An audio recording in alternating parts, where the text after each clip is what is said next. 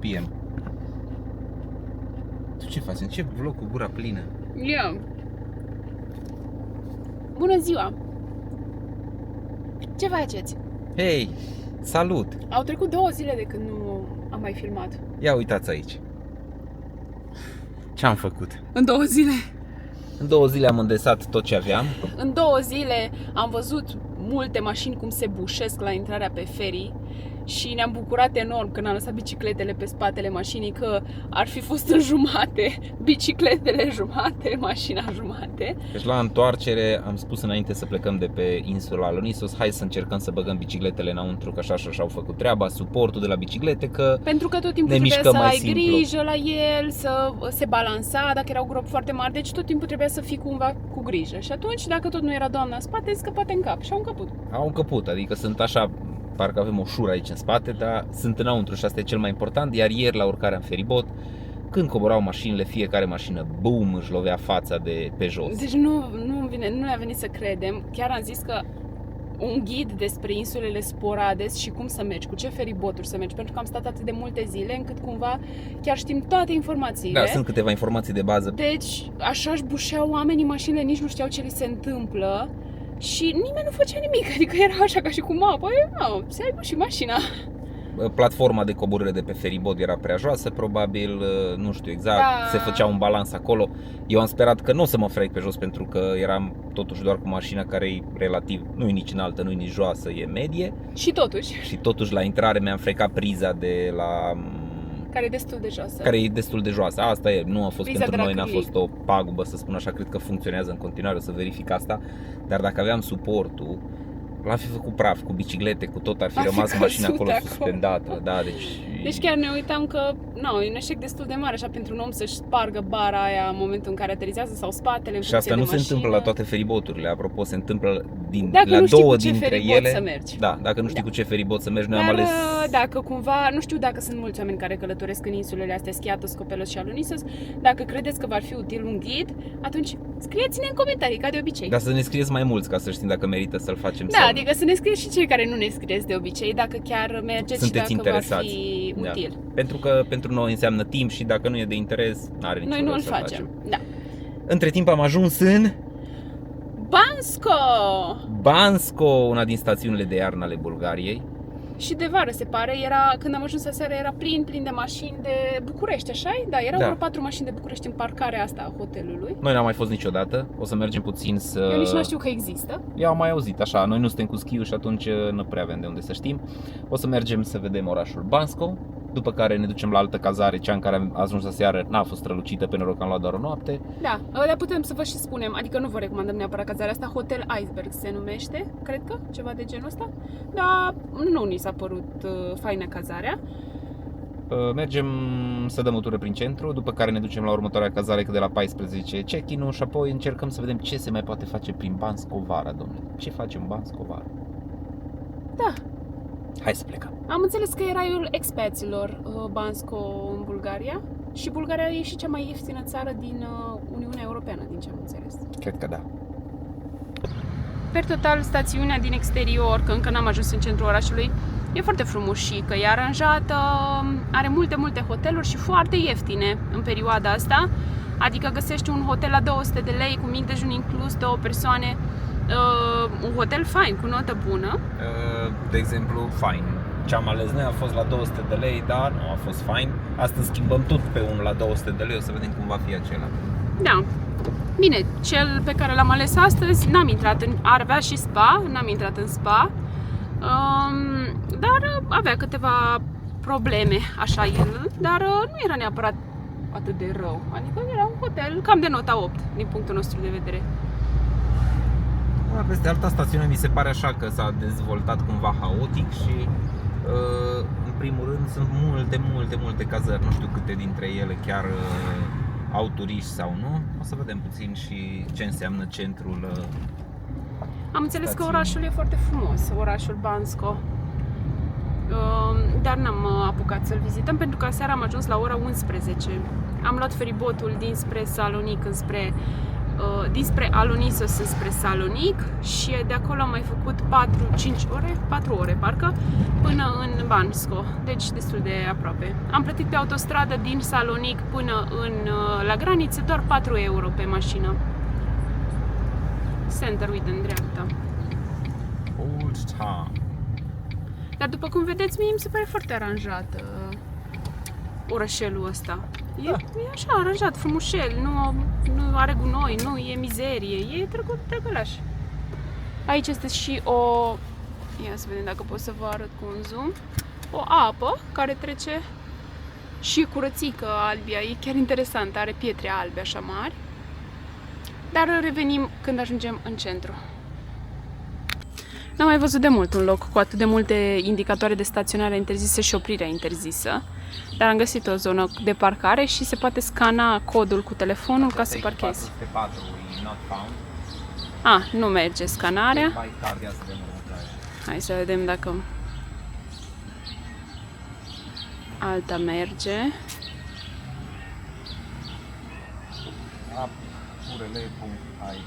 Am găsit un tonomat din ăsta. Până la urmă am zis să nu mai descărcăm nu știu ce aplicații, văd care în engleză. Enter your license plate number, 1 hour, așa. Super și simplu. avem S13 avem Diana. Da. M. Card. Îi dăm cu card. Insert a card 1.20 BGN. Nu știu exact cât înseamnă asta. Dă-ne un Aici card mai de e Revolut, cardul. așa? Nu ai. Revolut, am și Revolut. Dă-ne un Revolut, că nu știm niciodată aici. Se autorizează. Cred că s-a efectuat. The request is being processed. Payment was Simplu. successful. Spune-ne. Am luat lucrurile de valoare cu noi. Nu știm exact cum e acum în Bulgaria, însă noi acum 2 ani am avut o experiență neplăcută și când eram pe autostradă cu autorolot am fost flancați de vreo 2 mașini și până la urmă am scăpat, dar ne-a pus pe gânduri episodul acela. Probabil că orașul acesta e safe sau acum lucrurile s-au mai schimbat, însă paza bună trece primejdiarea. Hai să explorăm un pic orașul. Cred că am ajuns în zona centrală, pentru că aici sunt multe terase și e o pietonală. E simpaticuț orașul ăsta, e așa, are așa parcă o- te întorci în timp, așa cumva. Da, are un feeling așa de vechi, de... Da. E interesant, adică chiar e fain. Uite, aici e plin de copaci.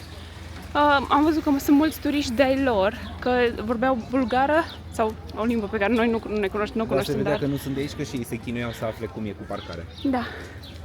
Sunt aici terase simpatice. Oameni nu sunt foarte mulți, nu e foarte aglomerat, dar Oarecare e numai mâncare bine. tradițională în Bulgaria. Păi știi că ți-am zis că era Mi-ai o... spus de ceva de la un plăcinte bakery. de la bakery. Uitați, acolo se vede și muntele pe fundal. Chiar arată drăguț. Da, da. Să știți că așa vibrație plăcută are locul ăsta, cumva e foarte relaxat. Am fost puțin sceptic, sincer să vă spun. Nu știu de ce, că așa suntem noi oamenii, probabil. Dar e super, chiar e super. Am luat-o pe aici la mers, nu știm exact unde mergem, dar, Dar explorăm. sigur la bakery merge. Păi e târziu, nu mai găsești, ci că se dau primele, Hai că aici stațiune, sigur au făcut mai multe din plăcinta aceea. poate. Poți să-mi spui de ce mai nou porți fuste așa de scurte? Pentru că îți plac ție și pentru că le am. Sunt donații. Nu e adevărat, Diana, spune de ce. Nu, E adevărat? nu, Nu e adevărat. nu e adevărat. Ce a spus urmăritoarea ta de 67 de ani? Că sunt mămăiță. Nu, să vedem ce părere are despre fusta asta zburdalnică. Mie nu-mi plac fustele scurte deloc. Dar le aveam. Adică asta e donată de la cineva, nu mai știu de la cine. Și e frumușică, e foarte drăguță. Numai că nu-mi plac mie așa. Mie îmi plac chestiile așa mai old style. Vechi. Vechi, vintage. Mie îmi plac astea așa mai tinerești. Da, și de asta le port. Să-i placă și lui. Stați că am fost așa fascinată de niște suveniruri de acolo pentru copii, tot felul de șerpișori și chestii așa nebunii. interesante cum erau la noi pe vremuri, pe care nu știu unde le Dar mai cred că încă găsești. sunt, că noi n-am mai văzut Probabil. suveniruri prin România. Și la prețuri foarte, foarte bune, adică găsești suveniri la 10 lei. Este interesante. Bine, am văzut practic 2 magazine de suveniruri până acum, nu pare că sunt mai multe. Sunt mai multe shop-uri. Da? Da, sunt și pe partea cealaltă. Aici sunt niște taverne, așa drăguțe. Taverne, restaurante. Nu, Diana, că și lor la ei se spun. Am văzut taverna. Serios? Scria, da. Wow! Ne mai apropiem aici de o terasă foarte drăguță, pare. Din ce am văzut, prețurile la mâncare sunt asemănătoare cu prețurile în România. Depinde, sunt feluri de mâncare la 40 de lei, la 50 de lei, 80 de lei, dar asta deja la 80 de lei chiar în cazuri mai speciale. Hai să vedem puțin. Hello! Are you searching good place for lunch, for break? For now, not. I will give But we you can- our card. yes. And when you feel hungry, you want to visit a good place, it's about Baicoțe with very nice summer garden, Ok. good shade. Uite, un domn ne spune că acolo este un loc, o tavernă. Thank you so much. Thank you very much. Don't stay too long on the sun, it's dangerous. Yes, it's very hot today. Ce s-a întâmplat, Diana? Ne-a dat un domn o cărticică de vizită cu meniul de la taverna foarte shady, a zis cu umbră, cu de toate. Da, e o tavernă care nu e chiar la stradă. Arată foarte bine, a zis că sunt locul 2 pe TripAdvisor și pe Google Maps. Chiar trebuie să ne uităm și de ei, dar foarte fain cum a coborât el de la locul unde are taverna și a Și coborât vine în centru și Da. racolează turiști, da. Da, foarte interesant. Wow, uite ce turni acolo. Hai Wow, să cum vedem. Un cuib de berze? Dar nu sunt Un berze. cuib de păsări este acolo. Aici este o fântână. E foarte frumoasă clădirea aceasta. O să intrăm și noi, nu știu exact ce e. Cred că apa aceasta e de băut, Diana. Da, doar că nu mi-a Wow, deci sunt aici niște ape foarte, foarte reci. Eu nu pot să mă plec din cauza roșii. Hai, Diana, că ți-o țin eu rochia dacă vrei. Apleacă-te din genunchi. Să mă plec așa. Exact. Ca o domniță de la curtea regală, curtea domnească. E bună apa, așa e? Super bună și rece, așa de bună. Foarte interesant. Hai să gust și eu. Ce rece e. E foarte bună, are un gust atât de plăcut. Absolut delicioasă. Ce izvoare. Și am mai trecut pe lângă o fântână arteziană, așa, care curgea la o intensitate mare și răcorea atât de mult locul. Se numește vedem. locul ăsta Varaz Dane Square. E cam greu pentru noi consoanele. Dane. Ia să vedem aici ce este, o intrare. Nu prea sunt lucruri scrise în engleză, dar hai că intrăm și ne dumirim. E o biserică. Wow, ce frumos este înăuntru.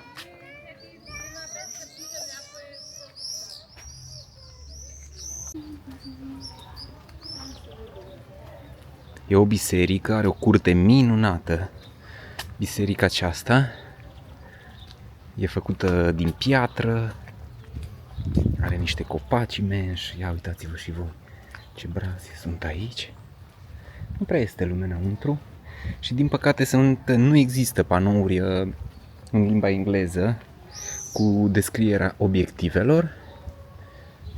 Dar până la urmă te uiți pe Google, vezi unde ești și afli mai multe dacă chiar îți dorești. Hai că a aflat Diana ceva informații noi. Ce fel de biserică este, Diana? Ortodoxă. Biserica Sfânta Treime? Biserica Sfânta Treime se numește. Are și ceva imagini din interior, pare foarte interesantă. O să încercăm să intrăm În și noi. interior. Păi eu la cum sunt îmbrăcată. Hai că mă duc eu ca și reprezentant de familie. Da. Că se pare că tu de când umbli de ochiată, Nu mai sunt mămăițe, deci nu mai pot să intru în biserici. trebuie să-ți luăm și o fustă mai de biserici sau avem în geantă tot timpul. Da. Na, ce să Are o faci? arhitectură total diferită în interior față de o biserică clasică. Cam așa arată. Hai că o să încerc Vezi eu ce să colorată intru. este? Da, e interesantă. O să încerc eu să intru și să vedem exact cum e înăuntru.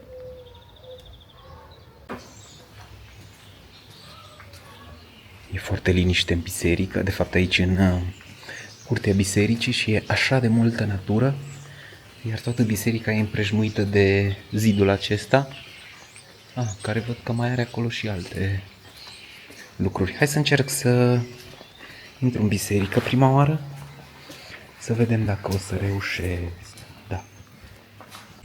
Foarte frumoasă biserica, e o biserică destul de veche, nu pot să vă spun mai multe despre ea, însă vă lăsăm aici numele ei și dacă vreți căutați și voi mai multe informații și puteți să veniți, da, e un loc super, așa cu multă energie bună.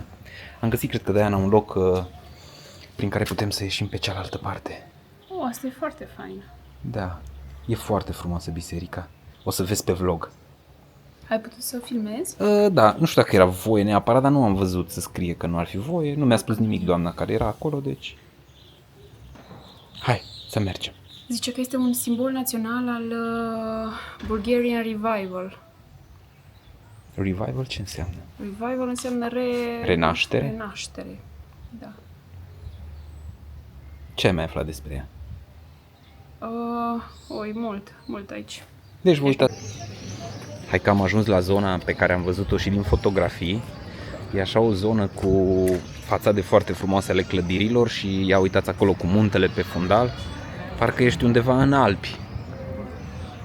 Plus că destul de mulți turiști străini, am auzit limba engleză pe stradă, destul de mult, deci probabil că este aici un hub de expats, exact cum am citit azi dimineață pe internet.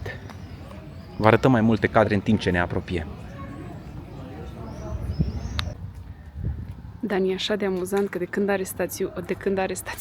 când are pălăria de explorator, el e așa cu telefonul, intră în biserică, se face, e turist din ăsta adevărat, da.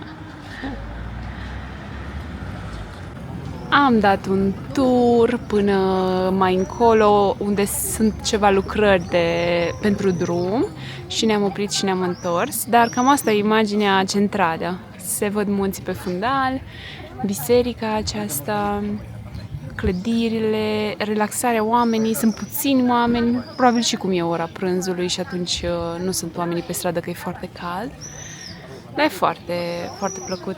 Deci chiar ne-a surprins plăcut orașul ăsta. Da, încă ceva, dacă mergeți înspre Grecia, eu zic că merită să vă opriți ori la drumul de dus, ori la drumul de întors. Cel puțin 2 zile puteți să vă opriți în stațiunea aceasta și o să fiți foarte plăcut impresionați, așa cred, și faci un ocol de doar 30 de kilometri de la unul din drumurile pe care ai putea ca să ajungi în Grecia. Care vine către Sofia, care, dar apropo, e foarte bun. E foarte bun drumul, da, e foarte bun. E autostradă până la ieșirea din Grecia către Bulgaria și apoi în Bulgaria din nou e autostradă. Mai este încă o bucată de autostradă, bunicic așa. Da, și după ce autostradă e un drum obișnuit, după aceea e un drum prin așa un pic mai sinuos, cu o singură bandă. Acum dacă ai noroc să nu fie trafic, eu zic că e în regulă. Dacă se întâmplă ceva pe drum, acolo să fie destul de nasol și cu siguranță se fac blocaje. Da, depinde și de noroc până la urmă. Clar. Cum noi nu ne-am bușit mașina la ferii, adică am bușit-o, dar numai puțin. Un pic am frecat priza și atât a ținut tot de noroc. Hai să vă arătăm și fântâna arteziană sau nearteziană de care vă spuneam. Este o fântână cu un debit așa mare și așa răcoare se face aici. Stai lângă ea și pur și simplu te răcorești.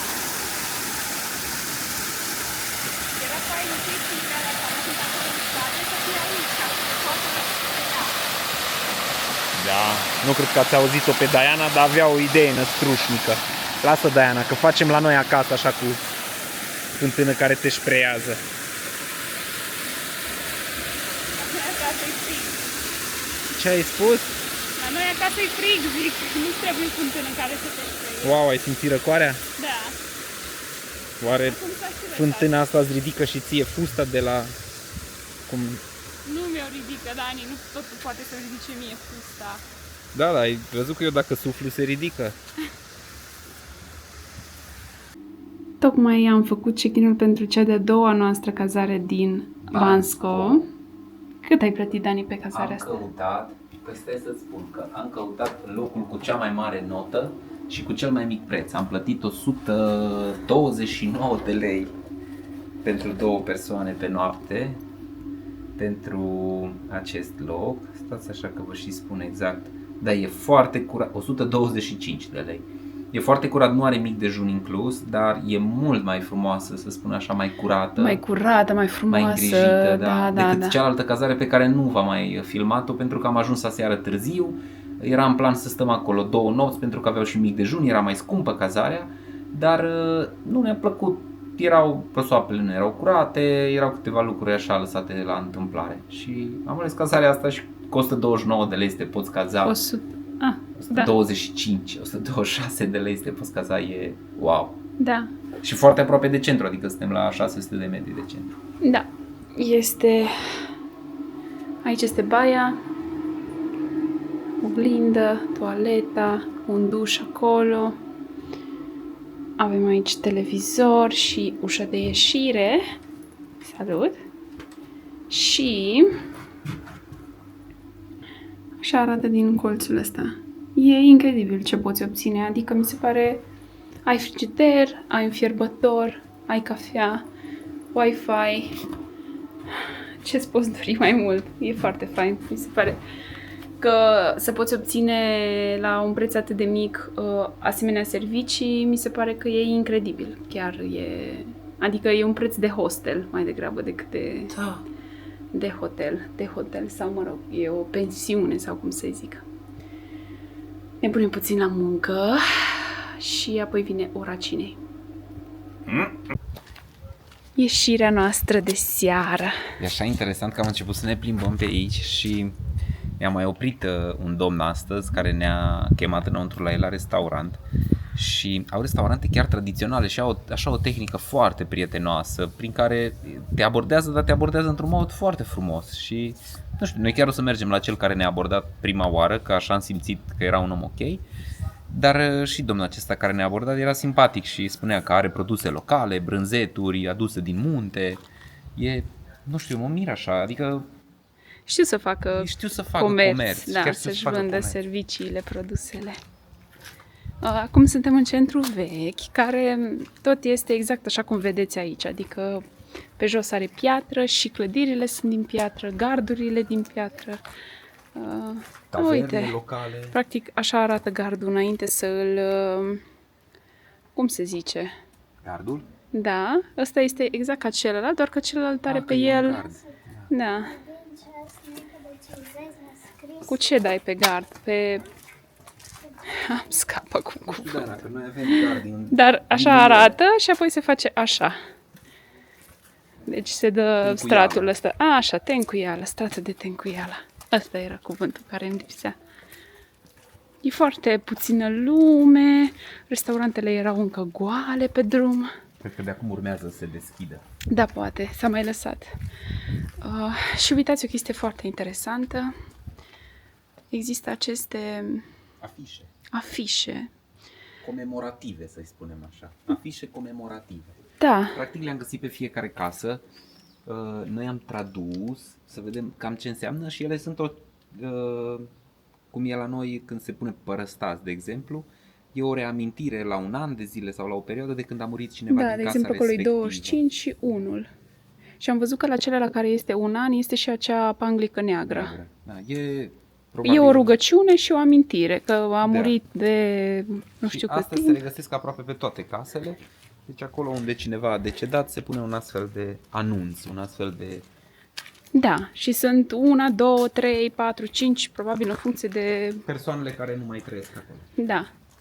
Mi s-a părut foarte inedit. N-am văzut nicăieri niciodată în viața noastră practica asta. Ar fi tare așa să poți să afli de la un localnic mai multe lucruri. Da, exact. Ce înseamnă și ce înseamnă pentru voi ei. Mai multe detalii, dacă știți, scrieți-ne în comentarii ca să aflăm, pentru că chiar nu ne-am făcut temele, nu știm nimic despre Bulgaria, nu știm nimic despre locul acesta. Ce acolo chiar tradițional este? Oare nu ăsta este restaurantul unde mergem noi? Nu știu. Baicoțe, cred că ăsta este. Nu știu sigur, dar o să mă uit pe... Păi și când ne oprim la el? Păi...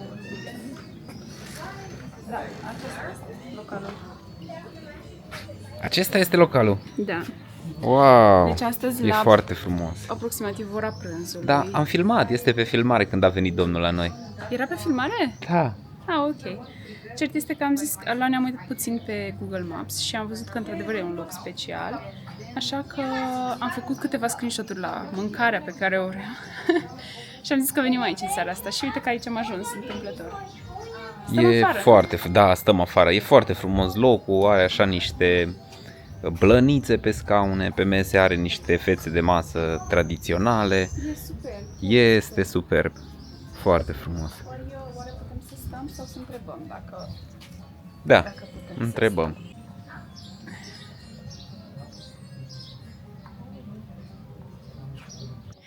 Ne-am așezat la masă, ceea ce înseamnă că în curând se va umple localul. Să știți că de obicei oamenii atrag oameni și cel mai important, am observat, avem foarte multe sfaturi, apropo, pentru cei proprietarii care de hoteluri și de administrează restaurante. hoteluri, restaurante, niște sfaturi de la clienți, adică nu niște sfaturi de la Pentru că am profesioniști. călătorit foarte mult și am observat niște lucruri. Unul din lucrurile pe care le-am observat este că de obicei un local gol nu atrage niciodată clienți. Ai nevoie de cel puțin o masă ca oamenii să-și dea cumva interesul și să se uite și să vadă, wow, dar ce e Să asta? spună omul, uite, aici mai e cineva, Da, oarecum pentru că asta îi oamenii acordă trag la credibilitate. oameni. Da. Da.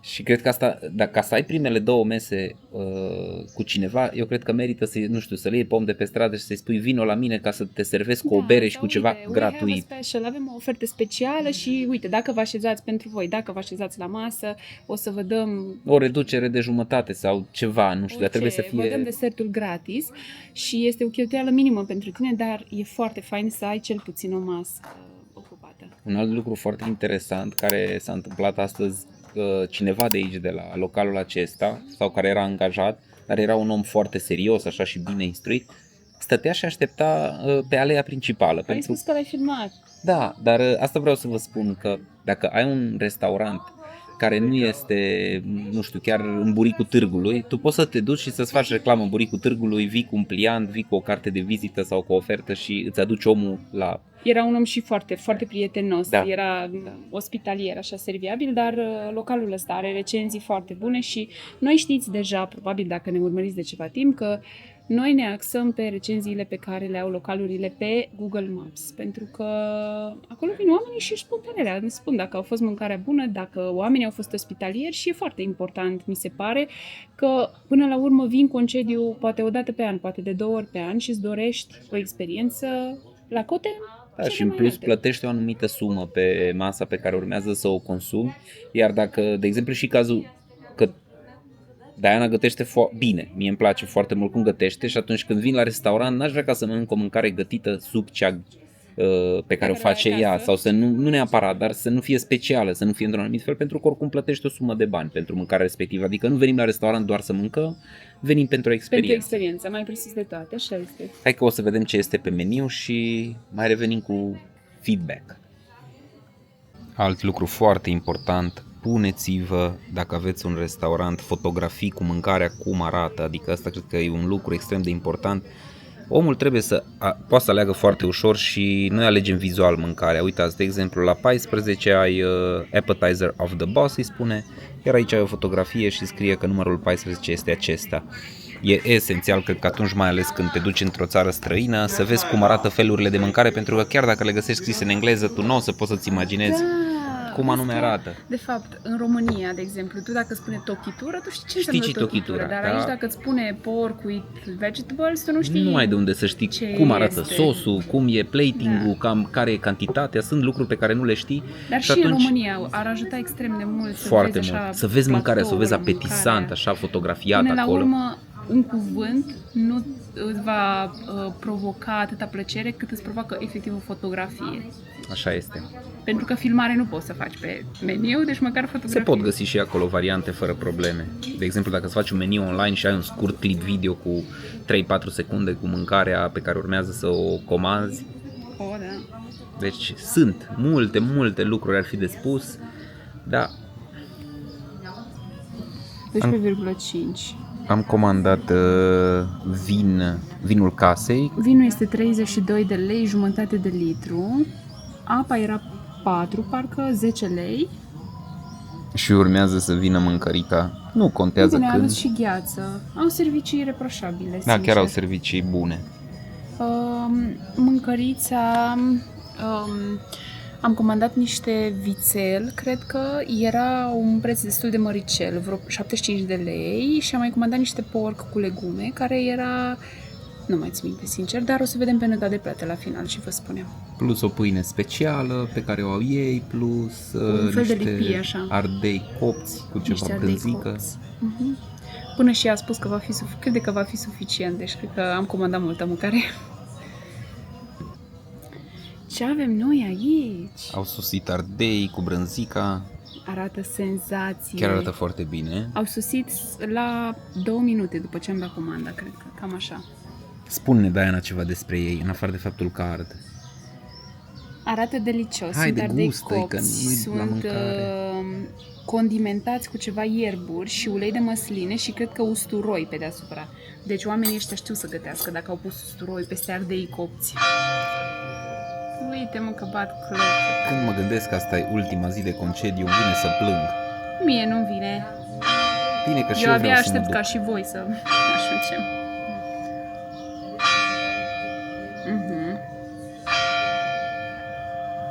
Sunt reci. Sunt reci? Reci. Adică nu sunt fierbinți. Ah, ce tare! Sunt foarte buni. Ei intră la categoria de aperitiv, dar nu știu, într-o porție sunt 1, 2, 3, 4 ardei E mari. imens. Deci dacă așa arată aperitivul, eu nu vreau să știu cum arată felul principal. Dar așteptăm pâinica ca să servim cu ardei aceștia. A sosit mâncarea. Ia uitați cum arată. Nici nu pot să vă spun Atâta cum e mâna miroase. mea, ca idee. Atâta e mâna mea. Și atâta e platoul ăsta. E foarte mare. mare, e imens. E de 2 persoane porția de vițel. Aici avem o pâine Asta tradițională. Se numește, nu mai știu cum se numește. Da. Și aici este porția de porc cu legume. Vin în... Asta a venit într-o tigăiță de fontă. E fierbinte? Da, e fierbinte. Și bine arată pâinița asta. Iar aici am început ardei.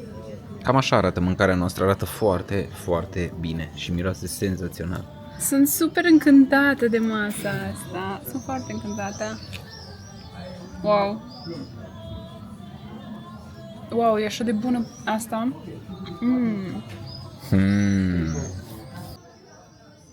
Diana a luat startul.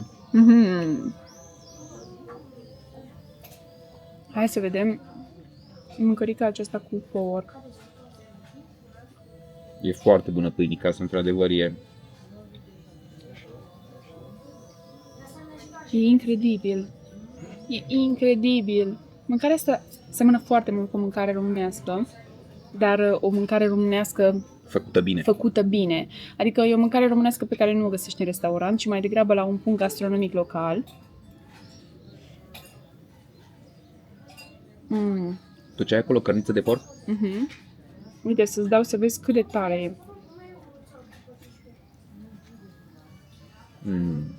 E condimentat perfect. Până și cartofii care sunt lângă cărniță sunt Se condimentați. topește în gură. Și cărnița de vițel, dar se și vede pe ea. Foarte Hai să iau o fragedă. bucată perfectă.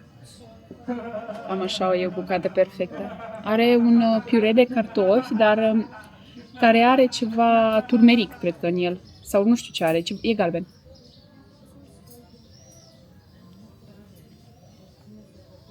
Cum e? Senzație. Sunt așa de încântată de masa asta. Ultima masă din Grecia n-a fost cine știe ce, dar masa asta Ce fac, domnule? Bat bulgarii pe greci la mâncare? se pare că se poate.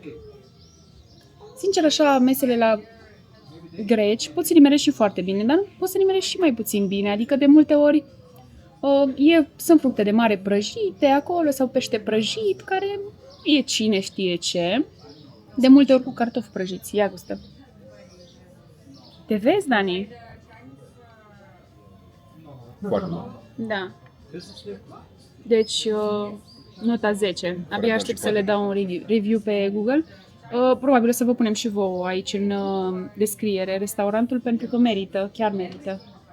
Gata, vă lăsăm să mâncăm. Vreo 40 de minute mai târziu Am încercat să terminăm tot ce e în farfurie, dar Nu cred se că poate. nici jumate, nu știu dacă am mâncat. Poate jumate din tot ce era. E foarte multă Noi mâncare. ne tot gândim dacă mâncarea asta a fost cea mai bună din concediul ăsta pe care l-am avut în Grecia. Nu știu, dar Adică te gândești la asta, dar ce încap pe îndoială? a fost senzațional, așa e? A fost cea mai bună, da. A fost cea mai bună din concediul nostru în Grecia. Deci mâncarea din Bulgaria a fost cea mai bună din concediul nostru în Grecia. Bine, nu se pune problema, că și mâncarea în Grecia a fost senzațională, dar Nici pe departe atât de bună. localul acesta pur și simplu ne-a dat pe spate cu mâncarea pe care ne-a Am mai servit. mâncat odată în Spania o mâncare la fel de bună. Era un restaurant care avea nota, nu știu, 4,9. Era într-un sătuc și era plin non-stop. De localnici doar. Doar de localnici și de cei care veneau cu camperul. Nu înțelegeai nimic din meniu, ei scriau acolo. Era o nebunie, cert este că am prins o masă și am mâncat, o mâncare extraordinară, prețul foarte bun și o mâncare de nota 10. Și asta a fost o mâncare de nota 10. Deci pur și simplu, nu știu, dacă vă arăt, ăsta e plin în continuare. Pentru că oricât am mâncat, tot nu s-a golit. Nu mai mănânc 3 zile. Dania s-a tot zbătut să mănânce tot. Nu ne place să lăsăm mâncare în farfurie. De data asta chiar nu pot, adică orice efort aș face chiar. Și până la urmă nu e normal să te forțezi să mănânci, dar Da. a fost mâncare delicioasă și Ideea este că atunci când ne-a zis ospătărița că o să fie suficient, mi-am dat deci seama că nu am comandat am mult comandat prea câte multă un mâncare. fel fiecare plus un mic aperitiv, adică erau niște Un fel ardei. fiecare plus ardei, care au venit pe un platou gigantic. Dar, da, cam asta este. Vă lăsăm în descriere acest restaurant, să veniți și voi. Musai să veniți. Nu știu cum e iarna aici, dar cred că e senzațional de frumos. Dacă ești fan ski, mai mult ca sigur Și dacă nu știi ești fan ski, cred că merită să fii așa de atmosferă. Uite, Dana, noi venim la anul să facem aici omuleț de zăpadă și să mâncăm la restaurant. Da. Hai, merge. Hai să vorbim. Hai să vorbim despre prețuri. Am plătit în total, pe tot ce am mâncat sau ce n-am mâncat, 211 lei. Am avut o sticlă mare de apă, jumătate de litru de vin, 2 feluri de mâncare mari și un aperitiv imens Plus și o lipie mare. Pâinica aceea delicioasă. Și am mai avut altceva atât? Nu, n-am mai avut nimic. Mie mi se pare că prețul pentru un restaurant de calitate aceasta și cu gustul ăsta la mâncare e super fair, e Da, pe porc am plătit 35 de lei. 35 de lei. Pe Wow. vită am plătit 76 de lei. Pe aperitiv am plătit 13,5, 34 de lei. Pe ardei respectiv. Pe ardei cu brânză. brânză și cu măsline. O măslină. Două. Măsline. Vinul a fost foarte bun. Apa v-am spus că e 10 lei și 6 lei 50. Ce am zis că e? Este pâinica. Pâinica. Da. Da. Cam asta este. Bravo, Bansco! Da, suntem foarte mulțumiți. Dacă și pârtile de schi sunt ca și mâncarea de aici, Au, și că au pârte de schi foarte bune. mă fac schior ca să pot și eu să vin să mănânc. No, e foarte bună mâncarea. A fost, v-am spus, a doua experiență ca culinară cea mai bună din viața mea de până acum. O să ne amintim de Bansco pentru că Diana a mâncat bine aici. Mergem să mai dăm o tură, că a început ceva muzică tradițională pe aici. Toate amintirile noastre, adică amintirile mele mai importante sunt despre mâncare. Sunt numai despre mâncare amintirile Deci Dianei. dacă vreau să-mi amintesc de un loc, trebuie să mănânc ceva bun acolo. Și o Dacă să-mi vreți amintesc. să o faceți pe Diana fericită, faceți un cadou cu mâncare. Da, asta e clar. După cum ați văzut, avem și ținuta nouă, ținuta de mămăiță. Mi-au revenit întotdeauna, părul mai lipsea, dar pot să-l fac oricând, să-l strâng așa cu această cărare pe față. Mie îmi place Hai că foarte mergem mult să coafura vedem, asta. mergem să vedem de unde e muzica, că este muzică. E muzică una într-o Interesant. parte și una în cealaltă.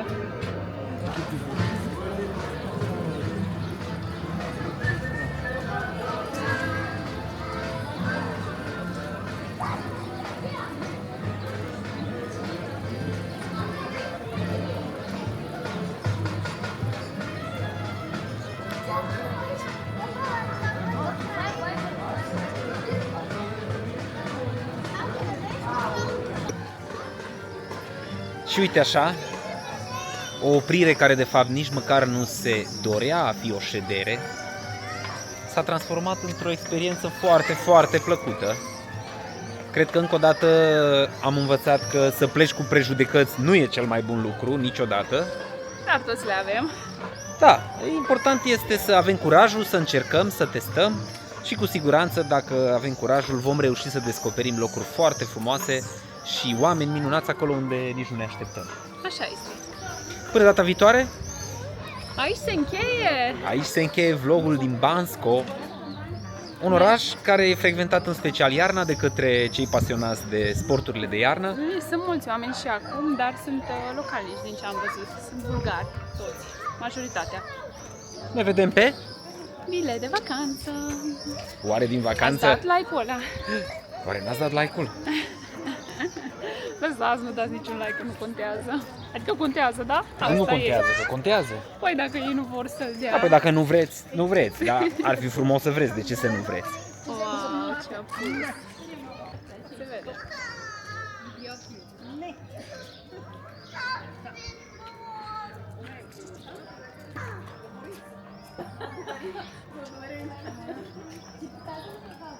Let's go.